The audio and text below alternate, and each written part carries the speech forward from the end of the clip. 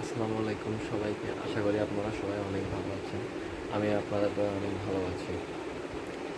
আজকে নতুন একটি ভিডিও নিয়ে এসেছি। ভিডিওটি হলো, আসলে আগে বলে রাখি, আমি ক্রিকেট, ফুটবল এসব ধরনের খেলা অনেক পছন্দ করি।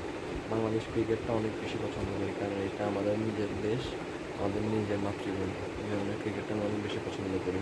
তাও ফুটবল খেলা কম দেখা হয়, কিন্তু দেখি। আর আমি আর্জেন্টিনার সাপোর্টার, কিন্তু আজকে আমি ব্রাজিল নিয়ে কথা বলার জন্য এসেছি।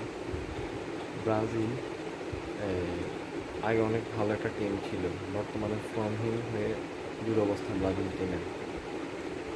আর আমাদের আর্জেন্টিনা তো আমরা মনে করি যে আগে আমাদের যে অবস্থা ছিল এখন ব্রাজিলের সে অবস্থা আর কি। এখন তাও আমরা স্বাভাবিকভাবে আমি পার্সোনালি নেইমারকে অনেক পছন্দ করি, নেইমার জুনিয়রকে আর কি। যখন সে বার্সেলোনার মেসির সাথে খেলতো তখন থেকে আমি চিনি নেইমারকে।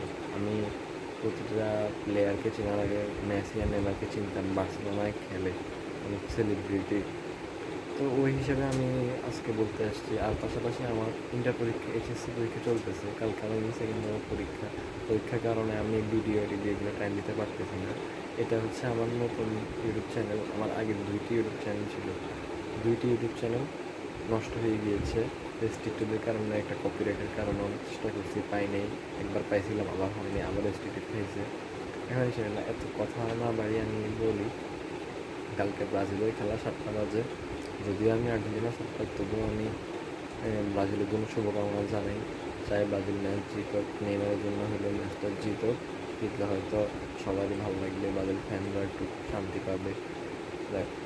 তো আজকের জন্য এখানেই ভিডিও শেষ। সবাইকে আল্লাহ হাফেজ। যদি ভিডিওটি ভালো লাগে চ্যানেলটি সাবস্ক্রাইব করুন এবং লাইক দিয়ে পাশে থাকবেন। আসসালামু আলাইকুম।